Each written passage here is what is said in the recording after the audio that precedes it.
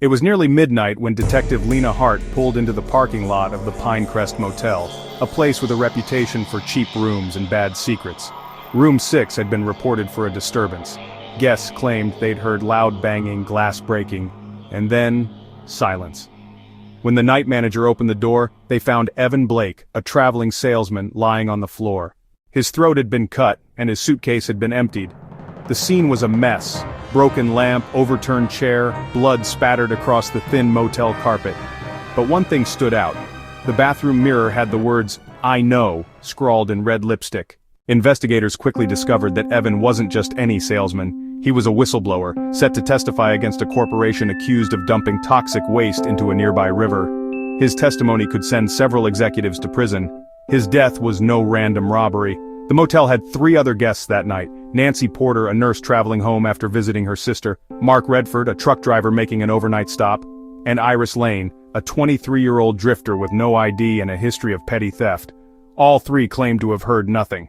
The security cameras outside showed a man in a dark hoodie entering room 6 at 11:02 p.m. and leaving at 11:09 p.m. The footage was grainy, no face, no license plate, but one detail caught Detective Hart's attention. The killer left with nothing.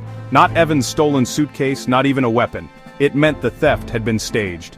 Forensics came back with something stranger. The lipstick used to write "I know" wasn't cheap drugstore brand. It was Dior Rouge Hash 999, a luxury shade costing nearly $50. None of the suspects carried it, or so they claimed. 2 days later, Detective Hart got a break. Surveillance footage from a nearby gas station showed Iris Lane earlier that night buying a tube of Dior lipstick. Brought in for questioning, Iris admitted she'd been in room 6, but she swore Evan was already dead when she arrived. She said she wrote "I know" to scare off whoever might come next, a twisted act of self-preservation. She had broken in to rob him, yes, but kill him? No. Hart was ready to dismiss her, until she remembered the lipstick wasn't found in Iris's belongings. In fact, it wasn't found anywhere. That's when the real twist surfaced. In reviewing the original crime scene photos, Hart noticed something subtle. The angle of the lipstick writing was downward to the left. Most right-handed people write downward to the right. The killer had been left-handed. Only one person in the entire case file was left-handed: Detective Hart's own partner, Officer Dean Holloway. Dean had been assigned to protect Evan Blake before the trial, but Evan had told prosecutors that Dean was secretly feeding information to the very corporation he was testifying against.